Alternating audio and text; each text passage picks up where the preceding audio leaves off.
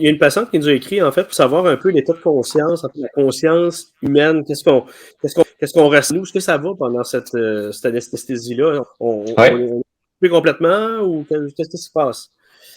Fait que si on reste au sens biologique de la chose, donc la conscience là, biologique, l'éveil, c'est pas du tout comme un sommeil. C'est vraiment pas du tout comme un sommeil normal. Le sommeil normal, là, il est induit par différentes choses, puis il y a différentes phases du sommeil. Nous, faut plutôt voir l'anesthésie comme une switch on-off. Fait que, dans le fond, il y a des choses dans votre cerveau qui fait que vous êtes réveillé, puis d'autres qui sont éveillés. Mais nous, en anesthésie, on vous donne beaucoup de pas réveillés. Fait que ça fait, dans le fond, que ça enlève la conscience. Fait que c'est plus une absence de conscience que de vraiment dormir. Fait que c'est pour ça qu'on appelle souvent ça le trou noir, parce qu'on n'enregistre rien. On n'enregistre pas de pensée, on n'enregistre pas de mémoire. Il y a des gens qui peuvent quand même rêver. Ça peut arriver, mais c'est pour ça que souvent on va dire de penser à des belles choses là, avant de vous endormir. Mais c'est assez rare quand même. Okay. Puis, c'est certain que les différents cocktails de médicaments qu'on donne là, ont souvent des effets aussi qui sont ensemble. Donc, c'est pas ce qu'on appelle la synergie. Fait que chaque médicament qu'on va donner ensemble va donner un effet total qui va faire que le patient n'aura pas c'est le but, là, un des buts premiers de ne pas avoir conscience de la chirurgie. Okay. Puis, ben, au niveau spirituel et compagnie, là, il y a jamais personne là, qui m'a dit que il s'était vu pendant sa chirurgie, des choses comme ça. Là. Pas eu de voyage astral. Non, il n'y a pas eu de voyage astral et compagnie. Ouais, ça reste comme ça. Ouais. Puis, bon, si on va plus sur le technique, là, quand vous faites les intubations, moi, je suis un peu plus au courant, là, il y a différents types d'appareils que vous pouvez utiliser. Juste peut-être élaborer les intubations qu'on peut avoir, soit par type tube endotrachéal, masse laryngée, ces choses-là. Donc, si on revient à quand on induit l'anesthésie, puis je disais qu'on enlève des réflexes de protection là, des poumons, ben une partie de notre travail, c'est de protéger les poumons, puis aussi de faire respirer le patient là, de façon adéquate. Puis, il y a en gros, comme vous le mentionnez, comme tu le mentionnais, deux grandes catégories. Là. Fait que le tube endotrachéal, c'est un tube une sorte de plastique là, qui va être descendu dans la bouche, puis qui va aller dans la trachée en dessous des cordes vocales, qui va nous permettre de ventiler les poumons du patient. Il y a un petit ballonnet qu'on va gonfler qui va être en dessous des cordes vocales, qui va comme isoler les poumons du reste. Puis ça permet aussi de ne pas avoir de fuite pour qu'on ventile là. Il faut comprendre que le maintien de l'anesthésie, ça se fait avec un gaz. Fait qu'on doit administrer ce gaz-là seulement aux patients, puis pas aux gens dans la salle d'opération. Puis les normes à ce niveau-là sont très, très, très strictes. Fait que c'est pour ça que les procédés qu'on utilise doivent pas avoir de fuite. L'autre façon de faire, c'est ce qu'on appelle un masque laryngé. C'est une espèce de grosse cuillère en caoutchouc plastique qui va venir comme tenir notre langue qui va nous permettre de respirer en arrière. Ça, c'est le choix d'un dispositif ou de l'autre se fait à chaque chirurgie par l'anesthésiste. Puis il y a beaucoup, beaucoup de critères là, qui sont mis ensemble là, pour juger qu'est-ce qui est adéquat pour le patient. Pour le patient comme tel, la seule différence entre les deux procédures, c'est que avec le tube endotrachéal, il peut avoir un petit peu plus de douleur à la gorge. C'est quelque chose qui est bénin, qui va durer habituellement environ 24 heures, qui se soulage super bien avec des vulgaires popsicles ou quelque chose comme ça. Ça a rarement là, des complications. En fait, excessivement rarement. Pour avoir endormi là, des chanteurs professionnels ou des gens qui leur travail est relié totalement à ça, c'était souvent une de leurs inquiétudes.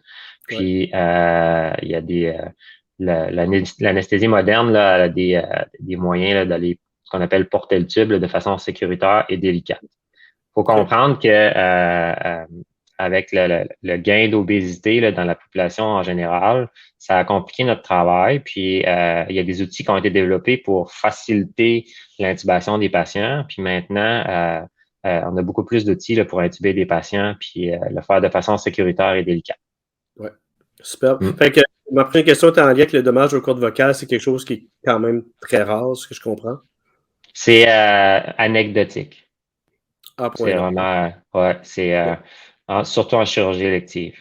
C'est c'est certain qu'on n'entrera pas dans le domaine des gens qui ont reçu, qui se promenaient en 4 roues ou en skidoo, puis qui ont reçu un coup en plus dans cette région-là, puis que là, tout est C'est compliqué, différent. là. Mais en chirurgie purement élective, quand on part de quelqu'un de normal, c'est excessivement rare. OK. Mm. Qu'est-ce qu'on fait avec quelqu'un qui a un gros gag reflex? On s'entend qu'on met quelque chose dans le fond de la gorge. Là, ça vous change quelque chose? Absolument rien. Absolument Non, rien du tout. Bon, c'est un non. peu cocasse. Il y a plus il y a plus de gag réflexe en anesthésie. Il part complètement. Excellent. Ouais. Euh, Ouais. Puis après ça, parlons un peu. Là, il y a des gens des fois qui vont nous parler du tu se réveiller durant l'anesthésie. On a peut-être vu le film de 2007, là, Awake, là, qu'on se réveille pendant, puis on est conscient, mais on peut pas bouger comme Ouais. pris dans l'anesthésie. Là. C'est quelque chose qui arrive souvent? C'est quelque chose qui est plus anecdotique là ou? Ça, avec le je vais-tu être dans ton milieu assez longtemps, c'est une question que les patients nous posent souvent. Puis c'est drôle parce que c'est quelque chose excessivement rare. Okay. Mais en anesthésie, c'est quelque chose qu'on n'accepte pas. C'est que on prend on appelle ça l'awareness, là, avoir conscience de sa chirurgie. Il faut savoir que l'origine de ça, c'est qu'il y a certains patients qu'on peut pas endormir aussi profondément qu'on voudrait. Puis ça, c'est des Okay. catégories très particulières comme des gros traumas, des patients qui arrivent là, dans des conditions médicales très en urgence, là, quelqu'un avec une grosse infection, des choses comme ça. Ben, il faut comprendre que le patient est rendu beaucoup plus fragile. Tout ce qu'on donne, nous, en anesthésie, ben, ça joue sur des choses. Fait que si on endort trop le patient, là, ben, ça devient par tout sécuritaire pour faire la chirurgie. C'est de là que c'est venu l'awareness dans des patients qui ont des situations comme ça, surtout des chirurgies en urgence, des grosses chirurgies en cardiaque. C'est surtout la cardiaque et le trauma qui était en chirurgie cardiaque. Je suis pas en train de dire que la chirurgie cardiaque, vous avez plus de chances de vous en apercevoir. Là. C'est pas vrai du tout. Donc, on a plusieurs choses qu'on monitore pendant la chirurgie sur la profondeur de sommeil. C'est pas vraiment la profondeur de sommeil, c'est la profondeur d'inconscience, là.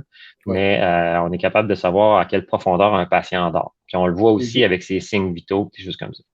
Le fait qu'on utilise souvent des cocktails de plusieurs médicaments pour faire l'anesthésie, ça réduit aussi le risque là, comme ça. Certains patients peuvent avoir des idées.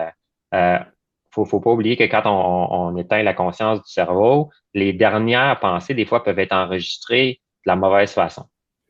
Puis c'est pour ça qu'on essaie d'avoir une période d'induction le plus calme possible, de ne pas avoir de bruit dans la salle, parce que les bruits peuvent être mal interprétés par la personne parce qu'on a commencé à endormir le cerveau. Puis c'est, comme j'expliquais tantôt, différentes parties dorment pas en même temps. Donc, mais en gros, l'awareness, c'est quelque chose qui est vraiment rare. En 10 ans de carrière, à date, j'en ai jamais vu. Puis sur toutes les gens que j'ai côtoyés, là, c'est pas non plus quelque chose. Mais, parce que les conséquences peuvent être graves pour le patient d'avoir subi ça, on s'en préoccupe à chaque anesthésie. Donc, c'est quelque chose qui est excessivement rare, mais qu'on se préoccupe à chaque anesthésie pour pas que ça arrive. Parfait. Je vois des patients qui mentionnent qu'à toutes les chirurgies, ou en tout cas, ça arrive régulièrement qu'il y a beaucoup de nausées après les opérations qu'on a juste. C'est pas quelque chose que moi, je ne l'aurais pas toujours. Parlez-en à votre anesthésiste le matin de l'opération. Moi, de mon côté, il n'y a rien que je peux faire là-dessus. Mais qu'est-ce que vous répondez à ça comme anesthésiste? Y a-t-il quelque chose que les gens peuvent faire pour prévenir? Y a-t-il tu peux parler peut-être des causes pourquoi les gens seraient nauséeux après? Donc, les fameuses nausées là, après une anesthésie, il y a plusieurs causes à ça. La première, c'est d'avoir une chirurgie. Fait que quand on a une chirurgie, ben ça vient avec de la douleur, ça vient avec de l'inconfort, puis n'importe qui s'est déjà cogné le, le bout du pouce avec un marteau sait que ça te donne le haut le cœur assez vite. Fait que ça, c'est la première chose. Donc, ça nous amène au contrôle de la douleur. Puis, il y a certains médicaments pour le contrôle de la douleur qui ont malheureusement des effets secondaires qui viennent avec. Puis, certains patients sont plus sensibles. Donc, il y a la fenêtre de traitement qu'on appelle entre le fait que j'ai pas mal, puis j'ai les effets secondaires est plus petite. Puis, les effets secondaires de ces médicaments-là, c'est souvent des nausées, puis comme ça. Il y a aussi le fait de l'anesthésie. Il y a certaines substances que nous, on utilise qui donnent mal au cœur. Puis, ben, c'est relié au fait ce qu'on pense, c'est qu'on change un peu la perception du cerveau, puis des choses comme ça. Fait qu'on a juste à penser quand à l'état d'ébriété, notre cerveau voit pas la même chose que nos yeux, puis c'est ce qui peut nous donner mal au cœur. on a des médicaments qu'on peut. Puis il y a aussi le fait d'avoir une prédisposition à ça. Il y a certains facteurs qui prédisposent plus les patients là, à avoir des maux de cœur. Puis il y a certains facteurs qui nous protègent aussi de ne pas avoir des maux de cœur. Puis ça va être évalué par l'anesthésiste. Dans le fond, on évalue le risque de nausée après. On peut donner plusieurs médicaments par les veines qui vont réduire de beaucoup ce risque-là. Comme il n'y a rien d'absolu en médecine, on ne peut jamais l'enlever au complet le risque. Mais c'est important de mentionner à votre anesthésiste si vous avez eu d'autres procédures chirurgicales avant, d'autres anesthésies, puis que vous avez été très malade, c'est important de le mentionner à votre anesthésiste. Puis là, il va peut-être donner plus de médicaments par les veines pour essayer de vous aider avec ça. C'est ça. Excellent. Merci. Y a-t-il des complications auxquelles on devrait se méfier quand on subit une chirurgie? Pas une chirurgie, mais une anesthésie générale, peut-être plus à long terme. Là. On parle de brain fog, de troubles de concentration, des choses qui sont à se méfier. Il n'y a pas d'études à long terme en anesthésie sur ce niveau-là. Il y a quelques études sur les enfants de moins de 3 ans. Puis c'est pour ça qu'on a des précautions particulières pour endormir des enfants de cet âge-là. Ça reste théorique, parce qu'un enfant qui a moins de 3 ans et qui a besoin de se faire endormir, habituellement, une maladie, malheureusement, là, qui vient avec, ou quelque chose. Au niveau des adultes, si je reste au niveau des adultes, là, on sait qu'il y a des complications. C'est pas vraiment des complications, c'est des effets secondaires normaux là, après une anesthésie. Ce que moi j'appelle dans les premiers 24 heures d'être un peu plus mollo, puis une journée relaxe, puis des choses comme ça. Si on dit long terme, là, plus qu'une semaine, plus que ça, là, c'est excessivement rare. Il n'y a pas vraiment d'effet parce que tous nos médicaments semblent avoir été flushés de l'organisme par ce temps-là. Faut pas oublier encore une fois, qu'une anesthésie, ça vient avec une chirurgie, puis ça vient avec une condition. Fait qu'il faut pas oublier qu'il y a la condition qui est en arrière de ça aussi. Fait que de la condition du patient, puis la condition pour laquelle on l'opère. Parfait.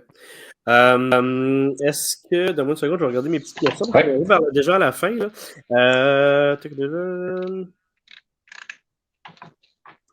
Donc, c'est ça. Ah oui, c'est ça. Fait que nous, en chirurgie plastique, nos chirurgies, en fait, sont souvent, plus qu'autrement, des chirurgies très électives. Donc, des chirurgies que les gens ont, on va dire, techniquement pas besoin. C'est pas comme si, par exemple, vous avez une appendicite qu'il faut enlever la piste. Est-ce qu'il y aurait des contre-indications, par exemple, des gens qui devraient complètement éviter une chirurgie de ce type-là, par exemple, par leur problème de santé ou autre, là? Donc, en général, dans les chirurgies électives, on veut un patient que tous ses problèmes de santé sont stables. Donc, que ce soit diabète, hypertension, hypothyroïdie, des choses comme ça, il faut que ça soit stable. Il ne faut pas qu'il y ait de gros changements parce que ça augmente inutilement notre risque pendant la chirurgie pour une chirurgie élective. En chirurgie esthétique, la différence qu'on a aussi, en fait, c'est plutôt au niveau chirurgical. C'est plus au niveau chirurgical qu'il y a certains critères là, qui vont venir là, si le patient est fumeur, il y a une obésité plus grande qu'un certain facteur. Pour nous, en anesthésie, c'est pas une contre-indication en anesthésie, mais c'est plus un travail là, de groupe, là, un travail collaboratif là, avec le chirurgien. Et on peut adapter certaines choses là, pour certaines conditions. Mais en gros, là, en chirurgie esthétique, il n'y a pas vraiment de changement versus une chirurgie élective normale. Parfait. Il faut comprendre que, dans le fond, que chaque patient est unique, puis que chaque chirurgie est unique. Puis les deux ensemble, ça rend ça encore plus unique. Puis c'est pour ça qu'il y a une évaluation formelle qui est faite par le chirurgien, puis par l'anesthésiste, puis ensemble pour évaluer pour chaque chirurgie. Excellent. Eh bien, écoutez, ça conclut finalement notre vue. Un grand merci d'avoir partagé toute cette information-là aujourd'hui. C'est super intéressant. Puis je pense que c'est pas vraiment une discussion qu'on a déjà eu ensemble. C'est quand même le fun.